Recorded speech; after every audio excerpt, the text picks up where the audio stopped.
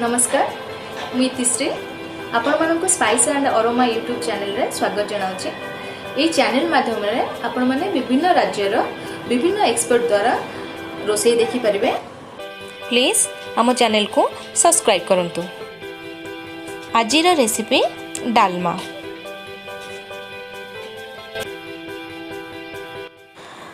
डालमा पई मु एठी कखारू आलू अमृतभंडा पोटल बैगण बीन्स गोटे टमाटर किछि परिमाण मात्रा रे अदा और गोटे कंचा लंका रखी। आपण माने चाहिले आउरी भी बेसी परिबा दे ऐड करि परिबे जेमति कि सारू कदली खंब आलू। डाली हरड़ डाली भिजे की रखी आगुरु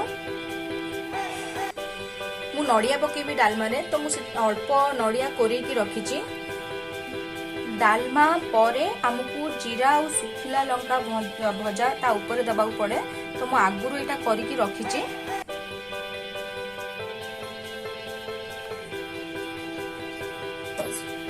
देखंतु मु एठी किछि परिमाण में पानी दे दीची गरम करिया पे।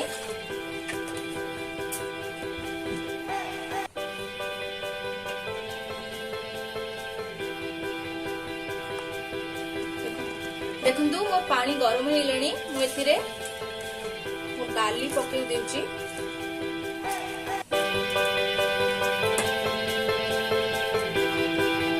तापरे गोटे गोटे करी सब परिबा पकेबी।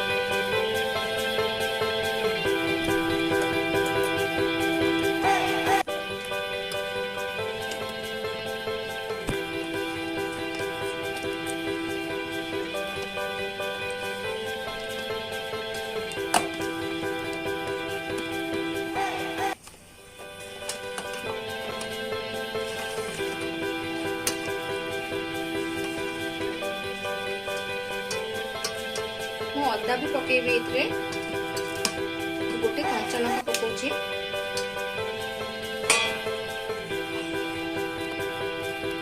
एबे मु एतरे अल्प हळदी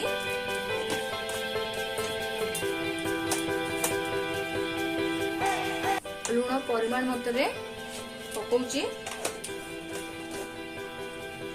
एबे मु एतरे नड़िया पकई दूची कोरिकी रखी।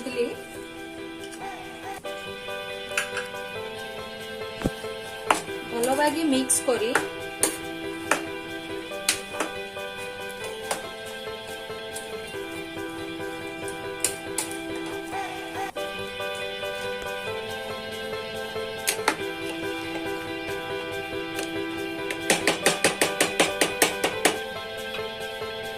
ये मोर गरम पानी मु गरम पानी अल्प एतरे दउची।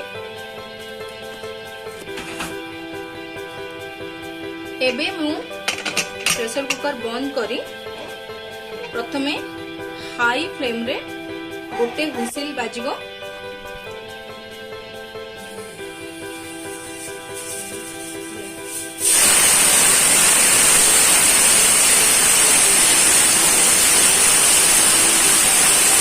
देखंतु हाई फ्लेम रे देइथिली एबे हुइसिल बाज सलेनी मु ताकू एबे मीडियम फ्लेम रे आ गोटे हुइसिल देबा पर्यंत रखिबी। तापरे मु गैस बंद कर देबी।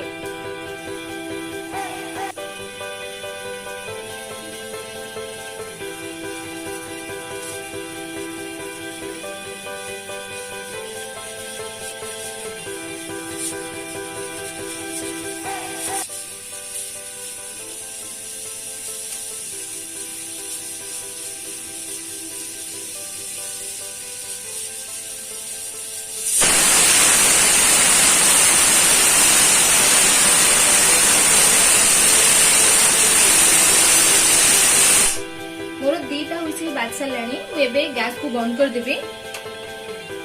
जेपन तो स्टीम अछि से पन तो लिड टा खोलिबिनी और स्टीम भीतरी ही जहाँ कंचा थिबो परिबा से सिझि जिवो। तो मु एबे एटा को खोलिबिनी और 5 मिनिट पर एटा खोलिबी। किंतु मो प्रेशर कुकर रे आ स्टीम नाही।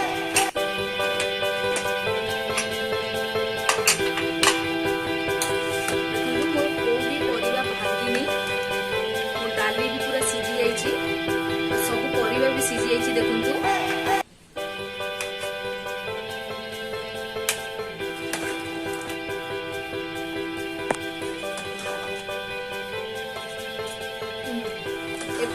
नेक्स्ट प्रोसेस रे जिबा।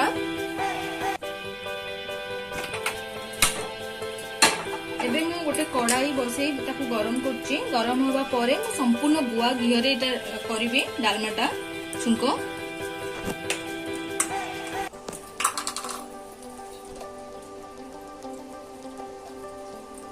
बस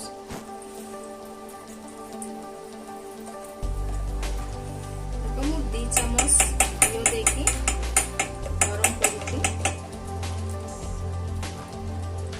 देखंतु मु 5 फोड़न डब्बा मु सब मसला डब्बा ऊपर मु एमती लेखिकी रखे तो मते इजी हुए। एबे मु एतरे 5 फोड़न दोची, 2टा सुखिया लंका दोची,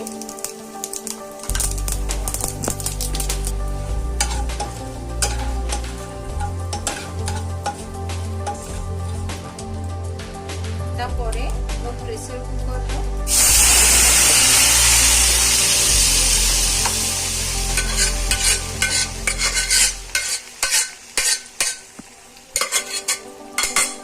देखंतु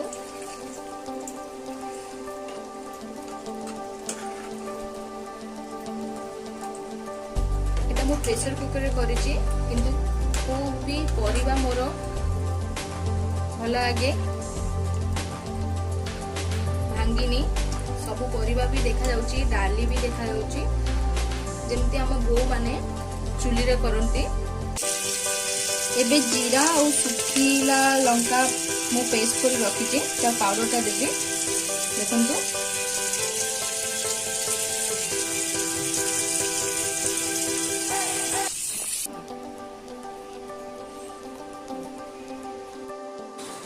देखंतु मोर डालमा सरलाणी। एबे मु गोटे प्लेट को बाहर करबी।